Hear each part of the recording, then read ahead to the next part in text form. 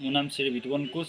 আজি বিশেষকৈ মই এটি টপিকৰ ওপৰত আলোচনা কৰিব লৈছোঁ। লাচিত বৰফুকনৰ 400 বৰ্ষক জন্ম জয়ন্তী, সেই বিষয়ে এই আলোচনা কৰিম। আৰু আজি এই যিসকল আত্মসহায়ক গোটৰ সদস্যসকলৰ গোটৰ কেনেদৰে ফৰ্ম ফিল আপ কৰিব লাগে আৰু কেনেদৰে লাচিত বৰফুকনৰ বিষয়ে লিখিব লাগে তাৰ কিছু মই আভাস আপোনালোকৰ লগত দাঙি ধৰিম। গতিকে আজি এই ফৰ্ম ফিল আপখন মই বিশেষকৈ আপোনালোকক দেখাই লৈছোঁ। চাওক, তাৰপৰা প্ৰথমতে নেম লিখিব লাগে। নেম য'ত থাকিব তাত গোটৰ সদস্যগৰাকীৰ নাম লিখিব লাগে। কুৱেশ্যন য'ত লিখা আছে তাত গৃহিণী বুলি লিখিব লাগিব। আৰু এড্ৰেছ য'ত ঠাইডোখৰ নাম লিখিব লাগিব, বিশেষকৈ নিজৰ গাঁও আৰু পঞ্চায়তৰ নাম লিখিব লাগিব। আৰু ডিষ্ট্ৰিক্ট নিজৰ ডিব্ৰুগড়, এইটো জানে আপোনালোকে। আৰু পিনটো নিজৰ ঠাইৰ পিন সকলো ডিষ্ট্ৰিক্টৰ একেই নহ'ব পাৰে। গতিকে নিজৰ ডিষ্ট্ৰিক্টৰ নিজৰ পিনটো লিখিলেও যিগৰাকী সদস্য হয় গোটৰ। আৰু ইমেইল এড্ৰেছ, ইমেইলটো সাধাৰণতে থাকিলে হয়, নাথাকিলেও হ'ব। ডেট অফ বাৰ্থ, তাৰপৰা যিদিনাখন এইটো ডেট অফ ৰাইটিং, যিটো লিখা সেইদিনাখন তাৰিখটো লিখিব লাগিব। এইবাৰ 400 সংখ্যক জন্ম জয়ন্তী, তাৰ বিষয়ে গোটৰ সদস্যসকলে এখনি লাচিত বৰফুকনৰ বিষয়ে ৰচনামূলক লিখিবলৈ দিয়া হৈছে। গতিকে কেনেদৰে লিখিব লাগে মই তাই সমূহভাগ আপোনালোকক দাঙি ধৰিছোঁ।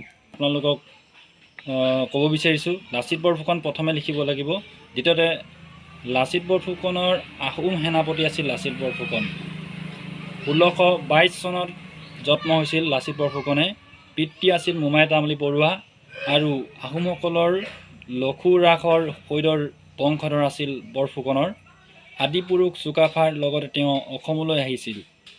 ৰাজকীয় পৰিয়ালত জন্মৰ বাবে সৰুতেই লাচিত সামৰিক অসামৰিক দুয়োবিধৰ শিক্ষাই লাভ কৰিছিল।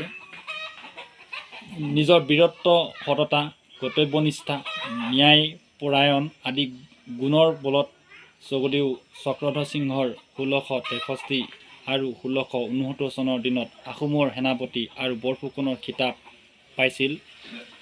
1671 চনত বিখ্যাত শৰাইঘাটৰ যুদ্ধৰ ৰণৰ সেই ঘাই সেনাপতি আছিল তেওঁ লাচিত বৰফুকন।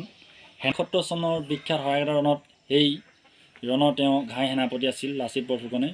সেনাপতি হোৱাৰ আগতে লাচিত বৰফুকন ঘেৰুৱা, দুলীয়া বৰুৱা, দোলাখৰীয়া বৰুৱা আৰু শিমলুগুৰি ফুকনৰ হোৱাৰ আগতে লাচিত বৰফুকনৰ ঘোঁৰা বৰুৱা, দুলীয়া বৰুৱা, দোলাকুখৰীয়া বৰুৱা আৰু শিমলুগুৰিয়া ফুকনৰ বাবদ আছিল। শৰাইঘাটৰ ৰণতে কামত অৱহেলা কৰাৰ বাবে নিজৰ মোমায়েকক শিৰচ্ছেদকৈ দেশ প্ৰেমৰ পৰিচয় দিছিল আৰু নৰিয়াগাৰে যুঁজি মোগল সৈন্য পৰাস্ত কৰিছিল লাচিত বৰফুকনে। শৰাইঘাটৰ ৰণৰ পাছতে ৰংপুৰৰ আয়োজন কৰা বিজয় উৎসৱত ভাগ ল'বলৈ আহোঁতে কটতে তেওঁৰ 14 নৱেম্বৰ 1900 শৰাইঘাটৰ ৰণৰ পাছতে ৰংপুৰত আয়োজন কৰা বিজয় উৎসৱত ভাগ ল'বলৈ আহোঁতে কটতে তেওঁৰ মৃত্যু হৈছিল 24 নৱেম্বৰ 1672 চনত। সেয়েহে প্ৰতি বছৰে 24 নৱেম্বৰ দিনটো অসমত লাচিত দিৱস হিচাপে উদযাপন কৰা হয়। মই এটা আভাস দিলোঁ।